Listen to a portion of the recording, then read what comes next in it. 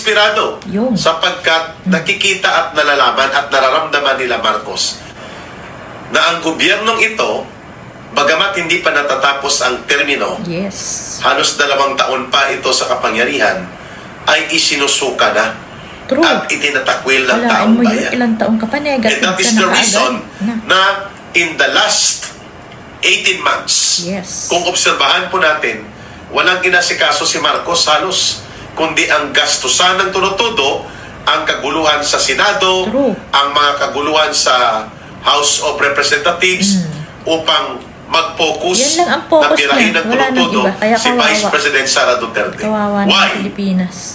Sapagkat nais ni Marcos magkaroon ng shifting of attention. Ililipat niya ang focus ng tao sa diskusyon ng kabulukan at kapalpakan at kaabusuhan at kakurakutan ng ganyang gobyerno papunta kay Sara Duterte.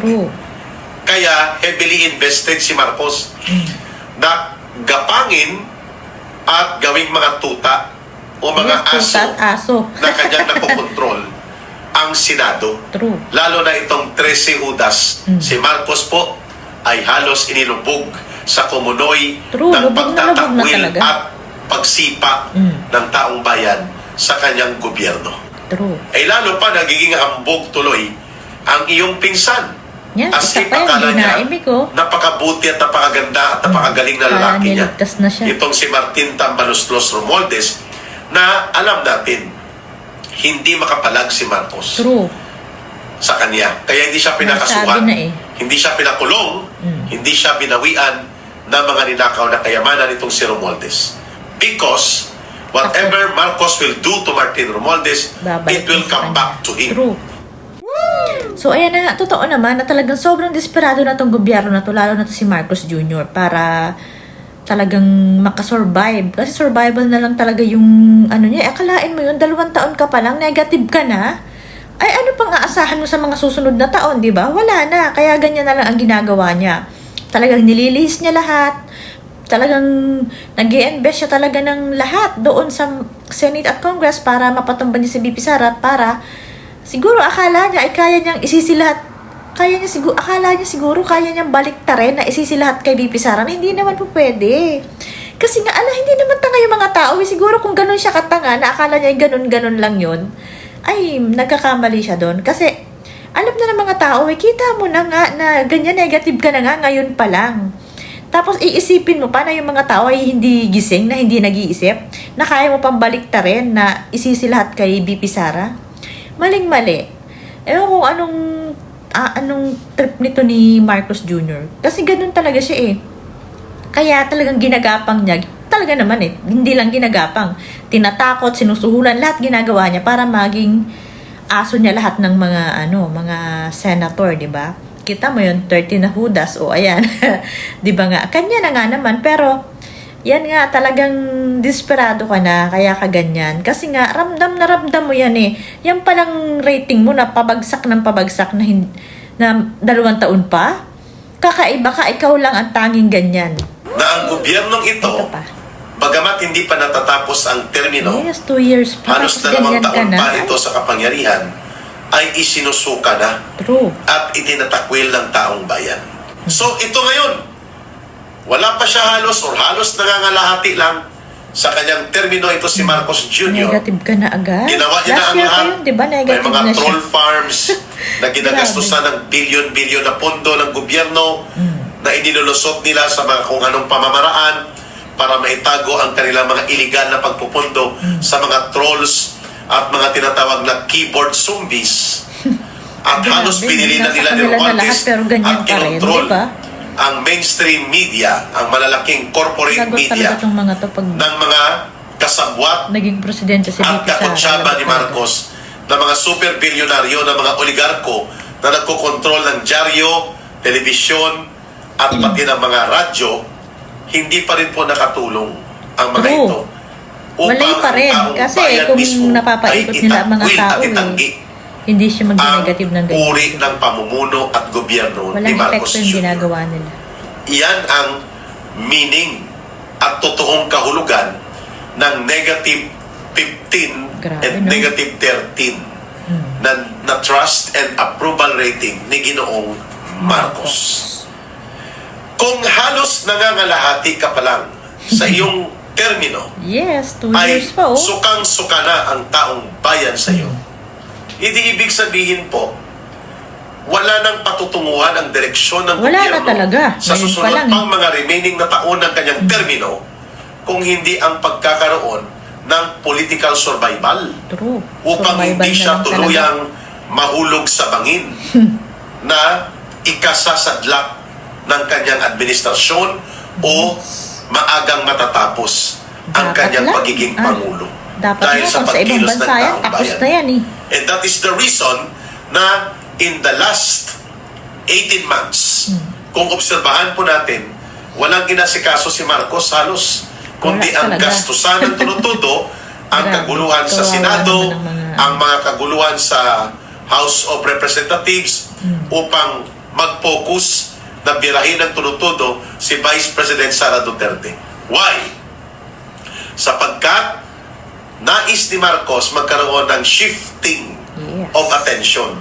Ililipat niya ang focus ng tao sa diskusyon ng kabulukan at kapalpakan at kaabusuhan at kakurakutan ng kanyang gobyerno papunta kay Sara Duterte. True. Kaya Napakalabo heavily naman invested nangyari. si Marcos na gapangin at gawing mga tuta o Tuta mga at aso aso. na kanyang Aso sila, nakokontrol ang Senado. Lalo na itong 13 Judas True.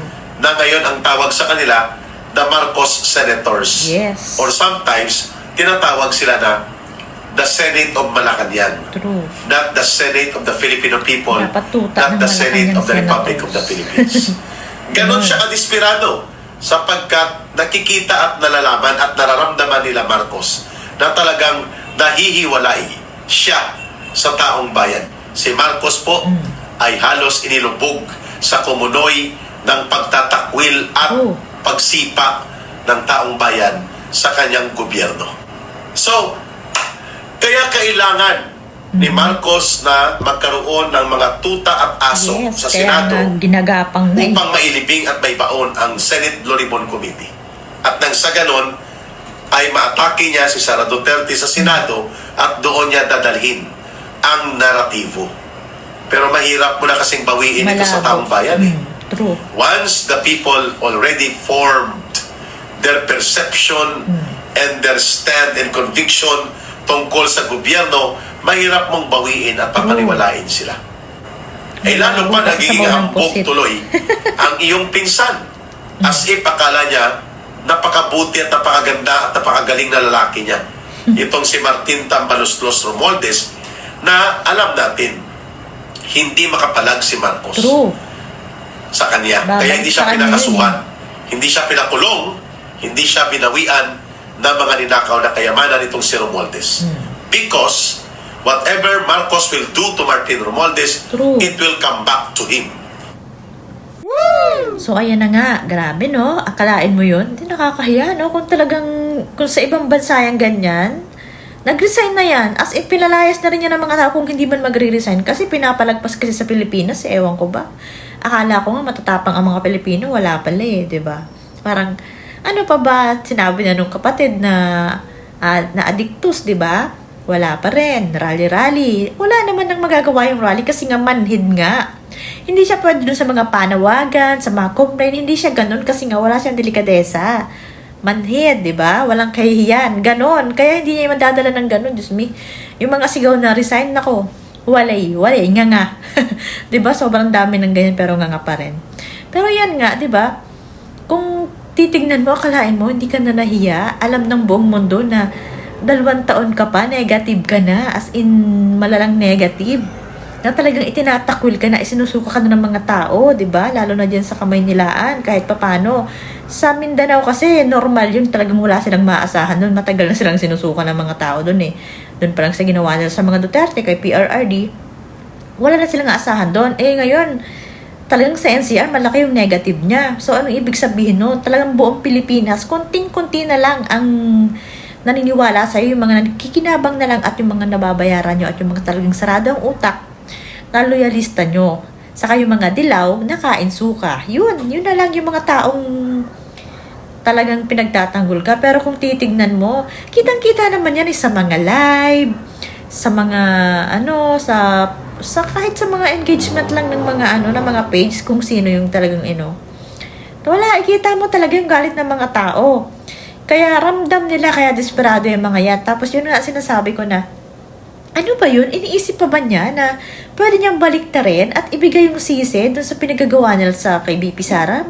Parang napakalabo na eh. Kasi nakita na ng mga tao, hindi tanga. Sa kagising na yung mga tao sa mga pinagagawa nyo. Buong-buo na yung puzzle, kaya lang wala lang magawa kasi nga, hawak nyo lahat. Pero kung kayo ay kahit pa paano may delikadesa, nako, hindi po pwede yan. Kaya, yun nga, talagang, ewan ko lang din, pero parang nakikita ko talagang hindi ka makakatapos eh. Siguro itong taon na to ibibigay pa sa'yo, pero yung mga susunod na taon, ewan ko lang kung pagbigyan ka pa ng mga tao. Sa sama ng mga ginagawa nyo ngayon. Yung Iglesia ni Cristo nakaabang eh. Nakaabang. Tapos ngayon, binawi daw kasi wala narawanan si Senator Marcoleta. Samantalang sinabi nila ng isang beses sa media, nakakasuhan nila. So natakot kayo? Kasi pag ginulo nyo kasi yan, hindi lang, yung kung sa KOJC nagtagumpay kayo, sa iglesia malamang hindi. Kahit pa paano, sila parang disiplinado yung mga yan, pero isang command lang sa kanila, lalaban sila. Ganyan eh. Eh di, subukan nyo, di ba? Gawin nyo na lahat para guluhin. Dapat nga, sagad-sagadin nyo na, lahatin nyo na. Para makita na kung talagang wala naman palang tatayo, wala naman palang kikilos, so paano pa? Di hayaan na lang. Di ganyan na. Ganyan na ang Pilipinas. Walang kumikilos di ba? Kasi nga sabi nga, kung ano yung tinotolerate mo, deserve mo yun. So walang kumikilos, puro daldal. Meron naman mga tumatayo, kaya lang hindi na kasi kaya na basta na lang ganon. Dapat nga kasi sinasabi nga nung ibang mga grupo na mag-usap-usap na tayo, isang labasan na lang. Ito doon na natin to. Talagang huling laban na, ganon, katulad sa mga retire, di ba? Wala kanya-kanya pa rin, tapos inuunti-unti pa. Ano yun, papaabutin nyo pa talaga? Hindi na dapat iniisip yung 2028 kasi kung ngayon pa nga lang nilalabag na nila yung batas, yun pa kayang eleksyon ang hindi nilalabagin. At saka nakita nyo na nung nakarang eleksyon, di ba? Nagawa nila. So, ano pang aasahan natin, di ba? Magpapagod lang kung ganyan din lang. Walang patutunguhan. Kaya dapat na talaga, magkaisa na, tanggalin na talaga yung bangag na yun. Wala nang patutunguhan. Akalain mo yun. Sinusuka na siya ng mga tao kahit anong suka naman sa kanya, wala naman siyang pakialam Kasi nga, bangag.